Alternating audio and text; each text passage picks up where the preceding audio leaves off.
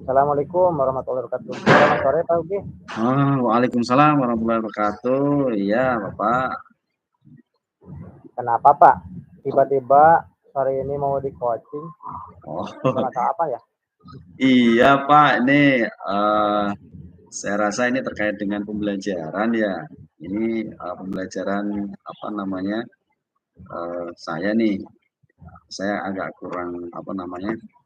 Kurang memahami terkait dengan pembelajaran nih, pembelajaran berdiferensiasi nih. Jadi padahal kebutuhan peserta didik ini kan berbeda-beda ya, termasuk juga karakteristiknya juga berbeda gitu sih kalau menurut saya. Oh ya, jadi Bapak ingin melakukan pembelajaran berdiferensiasi ya? Selama ini kalau saya ibaratkan nih, saya kasih rentang 1 sampai 10, kira-kira nih Bapak sudah nilainya sudah menerapkan pembelajaran berdiferensiasi di kelas ya? Iya Pak, ini pembelajaran berdiferensiasi ini kalau saya sendiri sih apa ya, ini skalanya baru skala 7 nih. Hmm, ya. Skala cukup 7 berarti baru dicukup ya Pak? Harus Iya, ditingkatkan Pak ya. siap, Iya. siap. Kira-kira potensi apa yang Pak Ugi sudah miliki selama ini? Iya Pak, baik. Apa ya, ini tentunya terkait dengan apa yang sudah saya lakukan ini sedikit treatment ya, treatment pada peserta didik itu bisa mulai dari tes awal gitu, agar apa kita mengetahui kemampuan peserta didik tersebut itu Ya, ya. serta tahu terkait dengan kebutuhan mereka dan juga apa namanya minat belajar mereka ini seperti apa gitu Pak. Ya, ya, baik, baik. Sebenarnya sih sudah bagus Pak ya. Ya. Sudah mengetahui potensi anak peserta didik ya.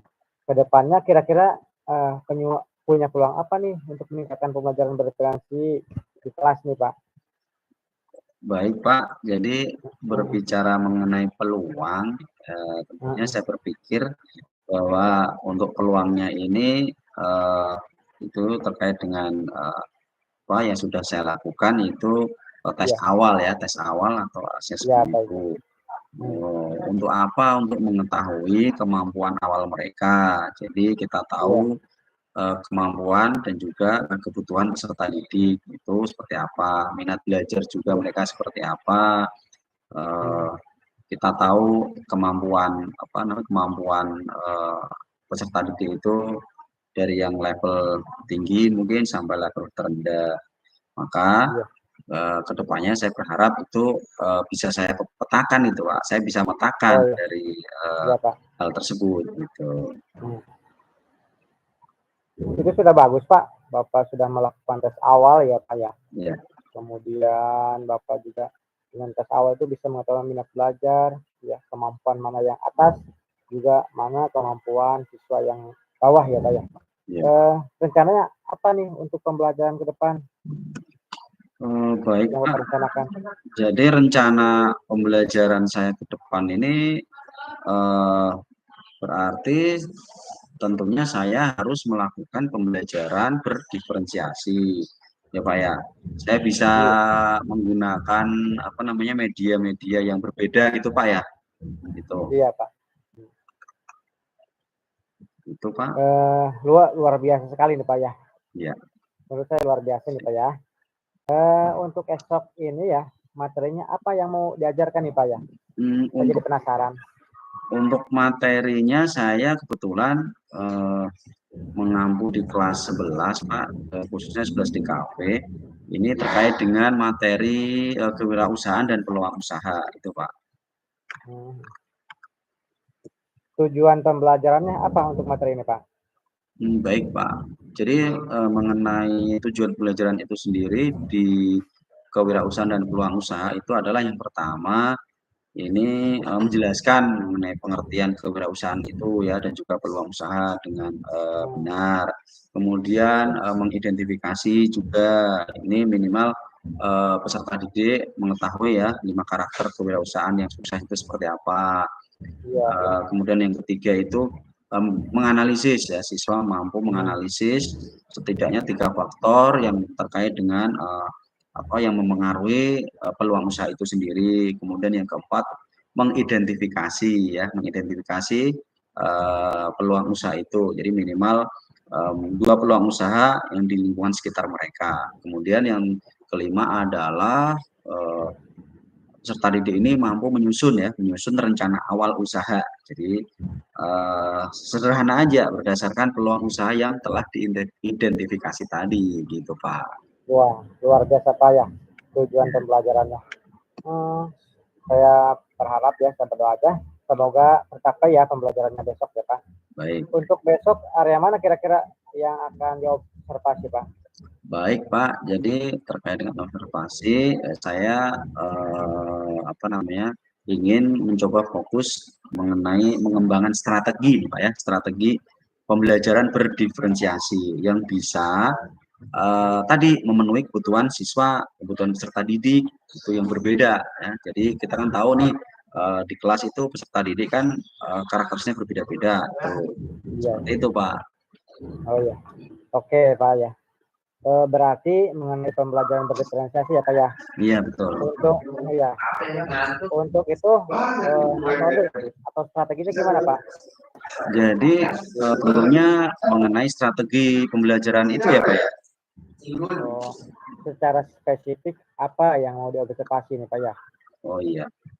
Jadi kalau secara spesifik sendiri yang mau diobservasi ini adalah yang pertama bagaimana saya harus menyampaikan materi tersebut gitu Pak. Terkait dengan kebutuhan peserta didik yang berbeda-beda ya.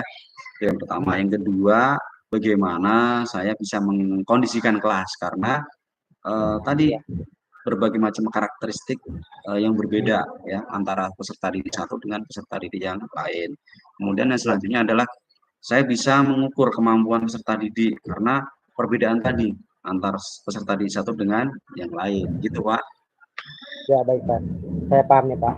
Berarti ada 3 hal yang spesifik ya yang akan diobservasi ya Pak. Ya. Dari 3 hal tersebut, indikator keberhasilan dari observasi tersebut apa nih Pak? Indikator keberhasilannya. Bicara mengenai indikator keberhasilan ya ini menurut saya yang pertama adalah saya bisa menyampaikan beberapa jenis materi dengan jenis media-media yang berbeda itu. Kemudian yang kedua adalah saya bisa dan mampu menguasai kelas, mengkondisikan kelas,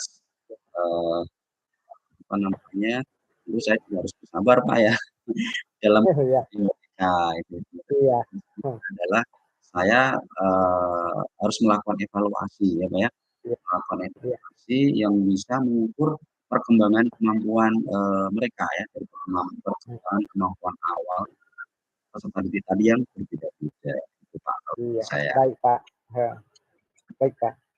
Saya yakin ya Bapak bisa dengan strategi tersebut yang tadinya mungkin dengan skala 7 ya Bapak menilai itu ya. Nantinya mudah-mudahan dengan strategi ini Bapak bisa sampai dengan skala lebih ya setelah ini ya. Bapak inginkan di skala berapa nih kira-kira nih? Oh baik Pak, siap. Terima kasih. Semoga sih dengan seperti itu saya bisa masuk di skala 9 gitu Pak. Kenapa nggak 10 Pak? Berat ini Pak. Berat, oh ya. Iya. Berarti butuh persiapan juga ya Pak? Iya. Kira pihak mana yang bisa membantu agar pembelajarannya berjalan dengan baik nih Pak? Oke baik. Jadi kalau menurut saya sih mungkin yang bisa membantu kami tentunya adalah yang terdekat ini adalah rekan sejawat itu kan, atau mungkin juga dari pihak kepala kompetensi kalian ya dan juga mungkin rekan-rekan yang lain seperti itu Pak. Ya. Saya rasa ini sudah luar biasa nih ya, Pak. Di perencanaannya Pak ya. Kira-kira kapan saya bisa melakukan observasi nih Pak? Oh, ya.